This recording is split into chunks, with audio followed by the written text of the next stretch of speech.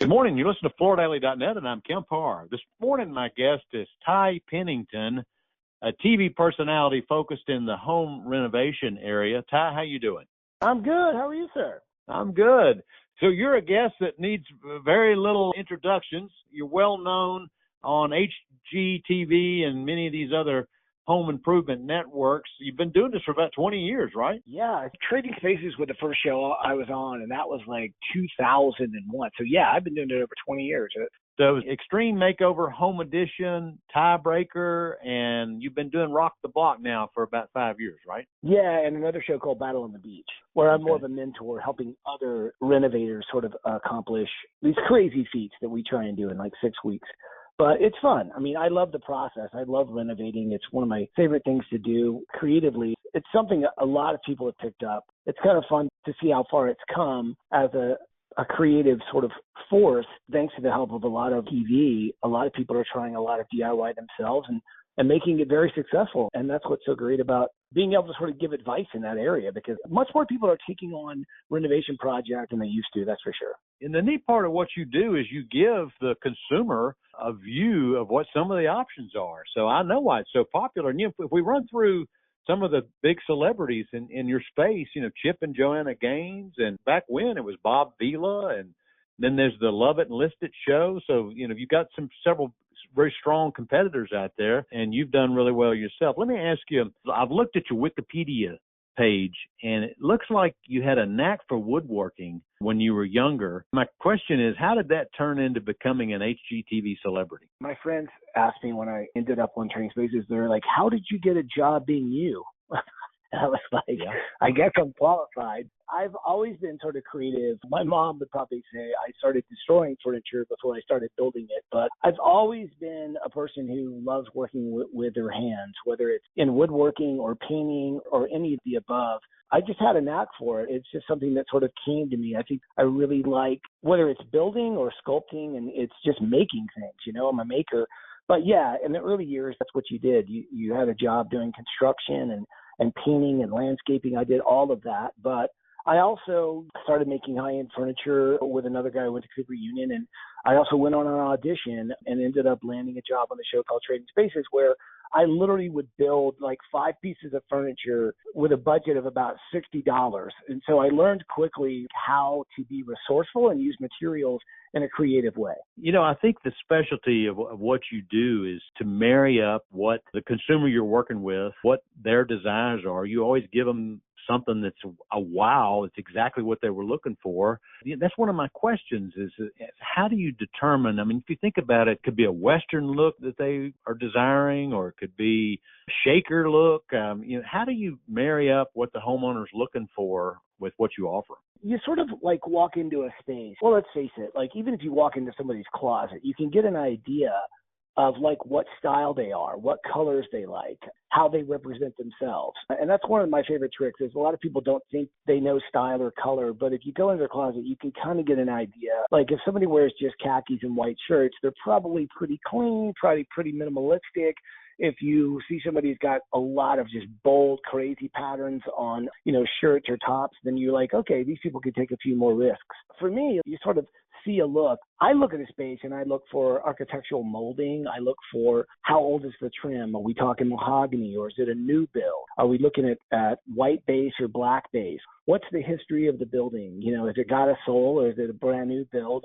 And what does it need to sort of feel like it's going to have a vibe? These days there's so many different styles, whether it's beach, sort of boho chic, or it's even Victorian cozy cottage, which is becoming very popular again. And I live in Savannah now, so I see a lot of that, which is awesome. Or you could also, be somebody who's like really into something really more minimal, which is very stark white with just a clean, maybe a 2-color palette. So it all depends on the person, and the space will sort of tell you, this is what this needs. It needs more light, or it needs more open space, or we need to take advantage of the open space. It'll show itself to the right eye. You have a philosophy of trust your gut. So tell us a bit more about that philosophy. Look, on Extreme Makeover Home Edition, I designed we did over 220 houses. You got the story in an email and you're like, okay, this is, who we're helping. And I would have to really come up with an idea very quickly. And sometimes you second guess yourself and you realize, oh my God, we have to go back to my original idea, which is it always sort of like the first idea sometimes is based on what it's going to end up anyway, but you'll just make it slightly better. But the other thing is you can't get into a situation where like trust your gut that you can do it, but you may need to reach out and make a call to somebody else who specializes in that particular area, especially if it's an electrician.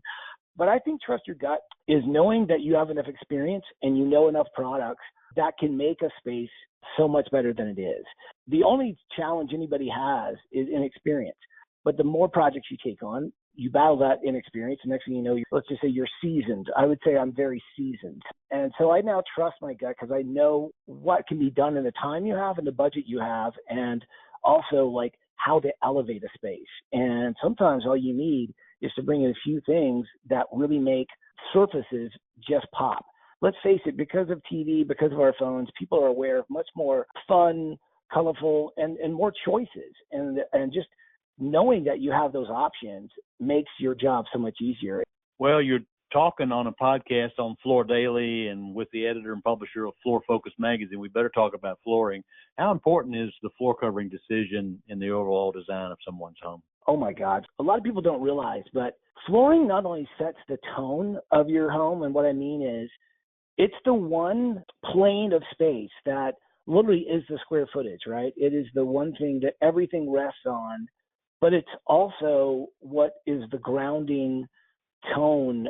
So the warmth, if you will, if you have a wooden floor, but it's also the pattern that says this space is absolutely beautiful. It starts, I think, in most places, literally the floor, and whether it is sort of a checkerboard harlequin design, or it's a herringbone, or just this warmth of wood that just says, wow, this place feels so nice. And like that, it's an understated grounding force in a home that people sort of just like don't realize it's there, but at the same time, it's so obvious that it's there. And that's why I always suggest to anybody doing renovation projects is that you start with your color palettes and that you start with your floor, because that's going to direct what the tone, what the feel of everything that's going into that space, whether it's cabinets, whether it's furniture, whether it's window treatment. It's all based on the flooring that's running through your house. And the other thing why flooring is so important is it also adds incredible value to your home. This is one of the things that really does elevate your space. You know, I've already said that your talent is matching the right option to the consumer you're working with. So when you talk about flooring, what factors go into making that decision? Is it durability? Is it the theme of the home's overall design, like whether it's craftsman or modern? Is it budget?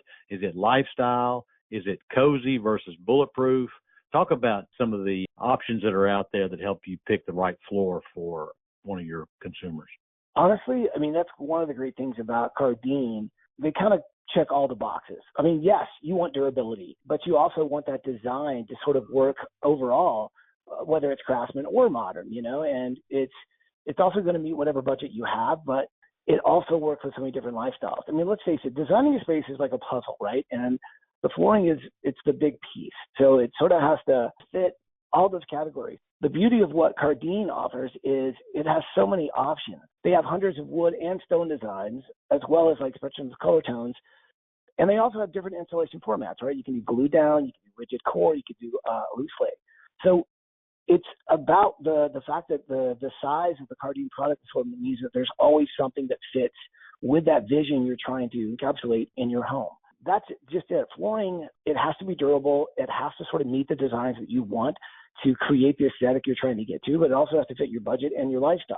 What is so great about Karndean is there's a match for literally any of these sort of priorities, because it's not only a high-end product, but there's so many different ways you could go. There's a choice for everybody. You've mentioned this brand Karndean. That's the reason we're talking today. They actually are the ones that brought us together.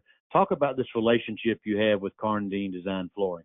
Well, it came about pretty organically, honestly. We sort of appreciate the beauty and artistry and the quality of the product. I came to learn more about them and also their passion for design and craftsmanship that goes into developing the products. And we eventually sort of formed a relationship that developed into this. Look, I'm glad and super excited to be partnered with Karndean, because when you notice their products, you look at the detail and you see like how much work goes into making this flooring so incredibly beautiful. I've been working with my hands for years, and when you see something and you see not only how beautiful it can make a space look, but then when you look at each individual piece and you see much time and dedication goes into making something so aesthetically pleasing that when the job is done, you know that not only is it beautiful, but it's adding value to a home. It's also adding to ability, and it will stand the test of time. And so these are the kind of things that I like to stand behind. I like to sort of partner with really good companies that have really good products. And it doesn't hurt that they're a family-owned company and about 50 years old too, right?